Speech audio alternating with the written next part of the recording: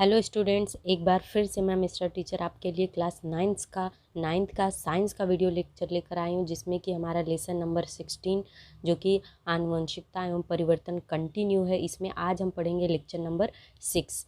इसके पहले हम लोगों ने जो है बहुत से टॉपिक्स कवर कर लिए हैं, जिसमें आरएनए, डीएनए, जीन, आनुवंशिकी, ये सारी चीज़ें हमने पढ़ ली। आज हम पढ़ने वाले हैं मेंडल का आनुवंशिकता का सिद्धांत। फ्रेंड्स, ये बहुत ही इम्पॉर्टेंट पॉइंट है। इसमें से बहुत एग्ज़ाम में क्वेश्चन आते हैं।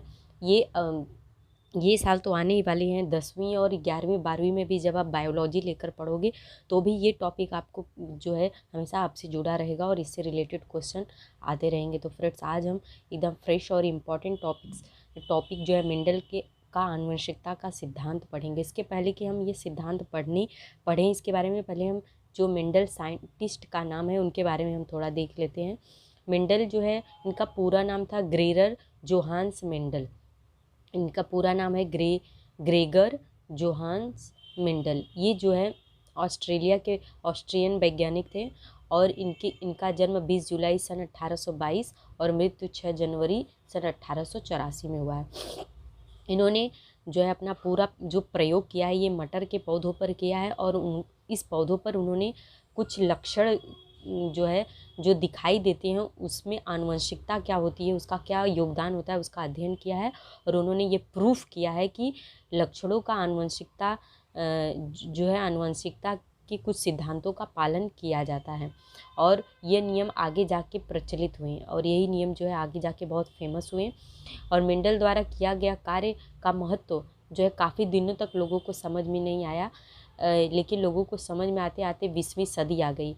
इन नियमों के सिद्धांतों का पुनः परीक्षण और वैज्ञानिकों ने फिर से क्या परीक्षण किया और उसके बाद जो है इस विज्ञान को ही आनुवंश शास्त्र की नींव का सिद्धांत हुआ। मतलब आनुवंश शास्त्र, इनके ये पूरे प्रयोग नहीं है, एक नया जो है ब्रांच बनाया जिसे आनुवंश शास्त्र कहते हैं। तो ये वैज्ञानिक जिनका नाम है जो है ग्रेगर जोहान्स मेंडल, इन्होंने ही ये सिद्धांत मेंडल का आनुवंशिकता का सिद्धांत, इन्हीं के नाम पर इस सिद्धांत को मेंडल का सिद्धांत कहा जाता है। तो इन्होंने बहुत प्रयोग किया है।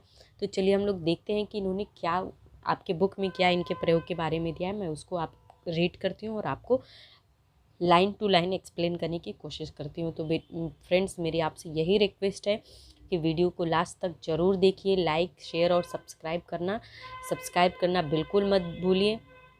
और फ्रेंड्स, अपने फैमिली और फ्रेंड्स को भी इसको शेयर कीजिए ताकि ज़्यादा से ज़्यादा लोगों तक ये जो है वीडियो पहुंच सके। मैं बहुत मेहनत से आपके लिए बनाती हूँ ये वीडियो, तो आई होप आप मुझे ज़रूर सपोर्ट करेंगे, क्योंकि हिंदी मीडियम को सपोर्ट करने वाले बहुत कम लोग हैं। सीबीएसई बोर्ड वालों, एचएससी बोर्ड वालों और इंग्लिश मीडियमों के सपोर्ट में बहुत लोग आते हैं। बहुत सारे यूट्यूब पर वीडियोज़ मिलेंगे, लेकिन हिंदी मीडियम के लोग बहुत मेहनत करके आते हैं, लेकिन उनको सपोर्ट करने वाले बहुत कम लोग होते हैं। तो आई होप आप मुझे ज़रूर सपोर्ट करेंगे, मुझे मोटिवेट करेंगे और अधिक ज़्यादा से ज़्यादा वीडियो बनाने के लिए। तो चलिए फ्रेंड्स, स्टार्ट करते हैं। दिया है, माता पिता से संतान को समान मात्रा में जनुकीय पदार्थ हासिल होता है। मतलब कि जो भी माता पिता की जो जीन्स होते हैं पेरेंट्स में, वो जीन्स जो है पेरेंट्स से चाइल्ड में इक्वली मात्रा में जो है ट्रांसफ़र होते हैं। इस विचार पर लक्षणों की आनुवंशिकता के सिद्धांत आधारित हैं। मतलब जो माता पिता के जनुकीय पदार्थ होते हैं वो बच्चों में आते हैं और उसके लक्षण भी कैसे होते हैं, वो दिखाई देते हैं नहीं दिखाई देते, उस आधार पे आनुवंशिकता के सिद्धांत का प्रतिपादित किया गया। लक्षणों की आनुवंशिकता में यदि माता पिता का समान सहभाग हो तो संतान में कौन कौन से लक्षण दिखाई देंगे। मतलब अगर माता पिता में लक्षणों की आनुवंशिकता आगे बढ़ी है माता पिता से बच्चों में, तो उसमें कौन कौन से लक्षण दिखाई देने चाहिए, कौन से नहीं दिखाई देने चाहिए, ये वैज्ञानिक मेंडल जी ने इसी दिशा में कार्य किया, संशोधन किया और इसी प्रकार के आनुवंशिकता के लिए उत्तरदायी प्रमुख सिद्धांत की इन्होंने रचना भी की।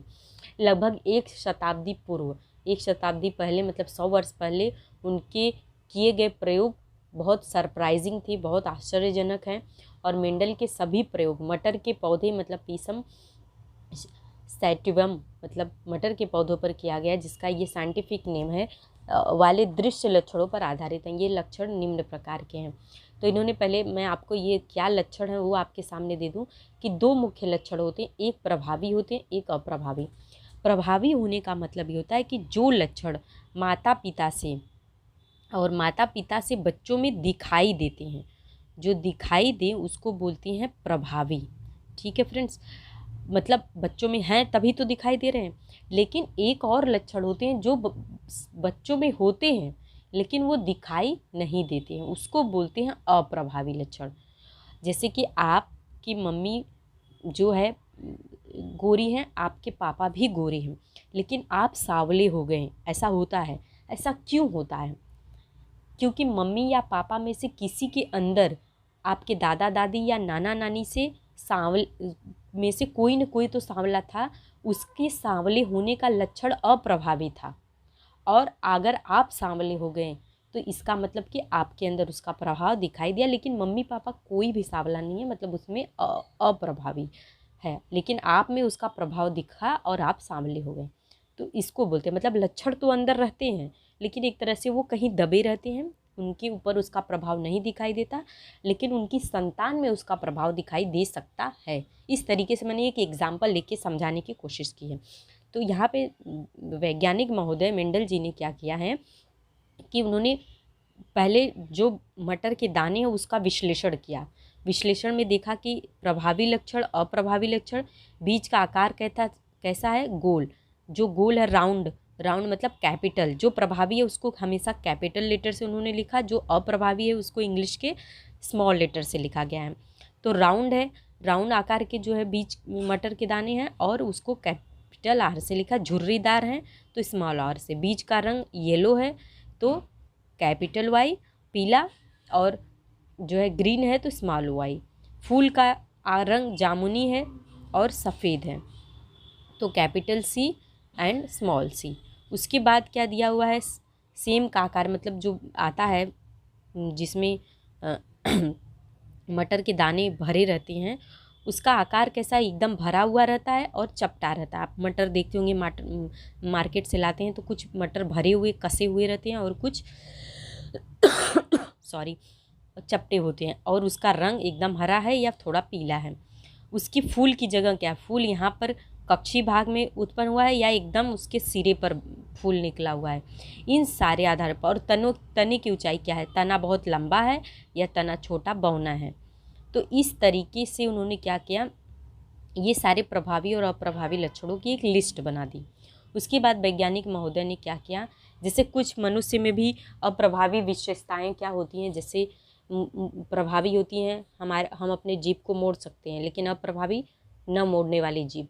हाथ पर बालों का होना, ये अक्सर लोगों पर होती हैं, लेकिन हाथ पर बालों का न होना ये अप्रभावी है।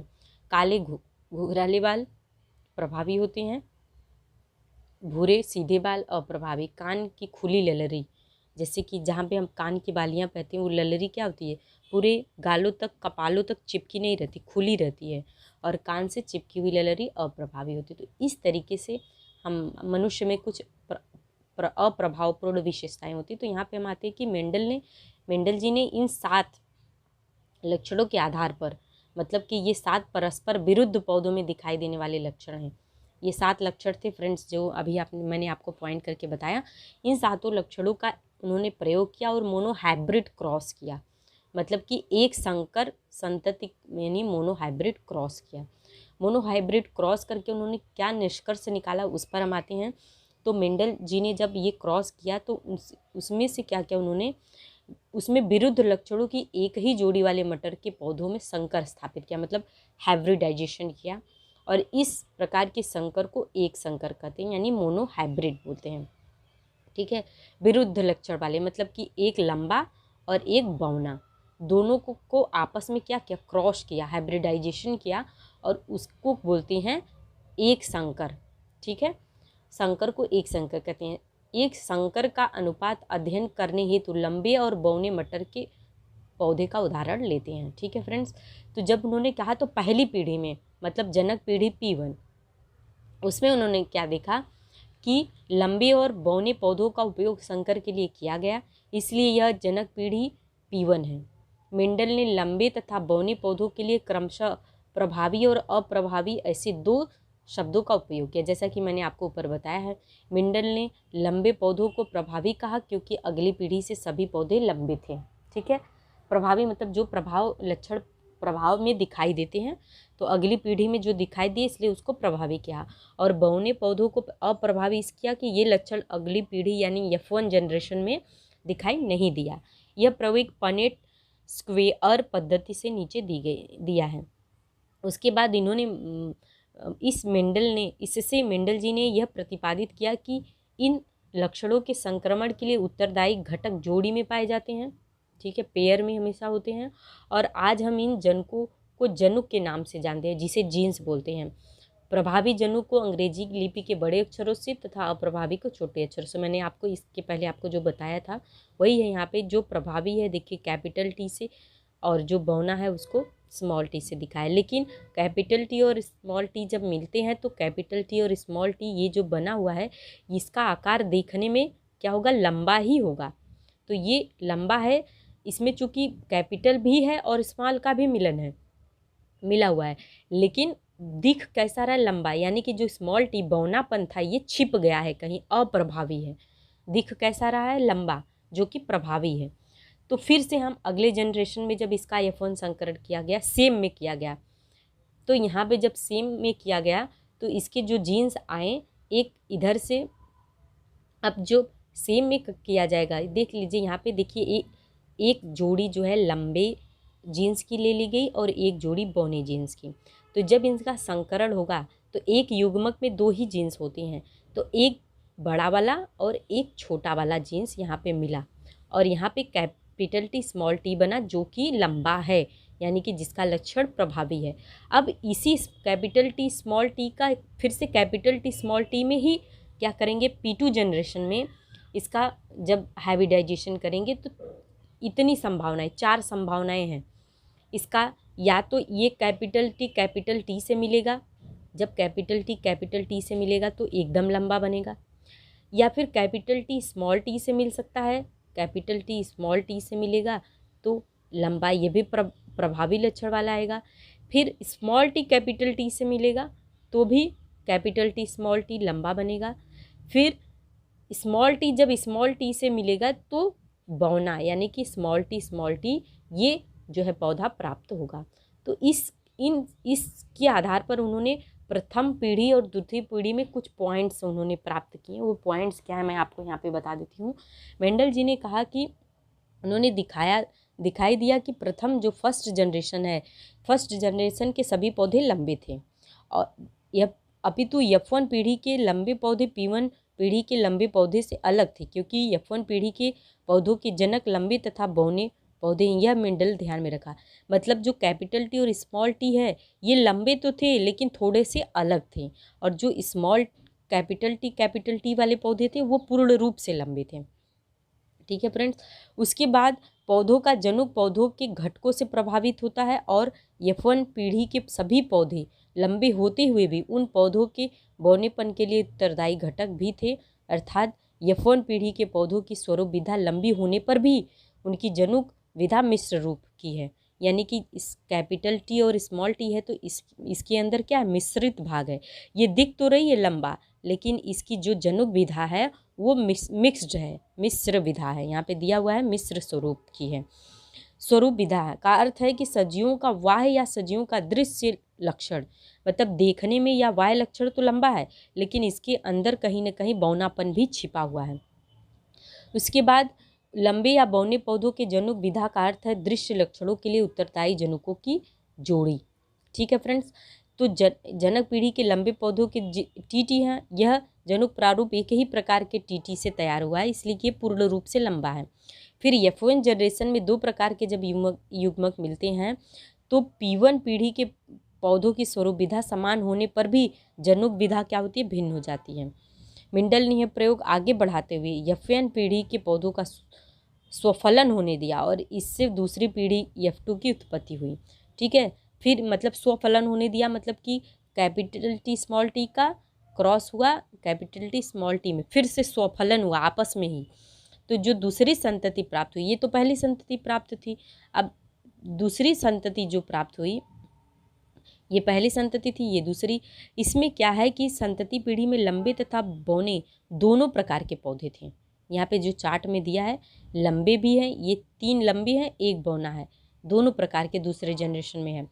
और मेंडल की संख्या के अनुसार मटर के 929 पौधों में से 405 पौधे लंबे जबकि 224 पौधे बौने थे। मतलब इसका स्वरूप क्या हुआ, 3 संबंधे 1 का अनुपात दिया हुआ है। किसका? 3 संबंधे। यहाँ पे देखिए 3, 1 2 3 जो है लंबे हैं और 1 जो है बौना है, तो 3 संबंधे 1 का अनुपात उन्होंने देखा। और बौनों की जातियाँ जो है, 1 टीटी, 2 स्मॉल टीटी और 1 जो है एकदम से बौना, ऐसा है। इससे यह निष्कर्ष मिलता है कि लक्षणों के आधार पर F2 जनरेशन के पौधे 2 प्रकार जबकि जनुकीय प्रारूप के आधार 3 प्रकार के पौधों की उपज की उत्पत्ति होती है। ये प्रकार सारणी में दर्शाए गए। मैंने ऊपर जो आपको दिखाया ये सारणी, इसमें ये प्रकार सब दिखाए गए हैं। तो आई होप आपको F1 जनरेशन जो है समझ में आ गया होगा। अब हम नेक्स्ट प्रयोग में आप लेक्चर में पढ़ेंगे, लेक्चर नंबर 7 में मेंडल के द्विसंकर। तो आप इस वीडियो को बार बार देखिए, लास्ट तक देखिए, जब तक समझ में ना आए, कोई डाउट क्वेश्चन प्रॉब्लम हो तो कमेंट बॉक्स में लिखिए। और अभी तक आपने इस वीडियो को देखा, तब तक के लिए फ्रेंड्स बाय। मैं आपके लिए प्रिपेयर करती हूँ लेक्चर नंबर नेक्स्ट।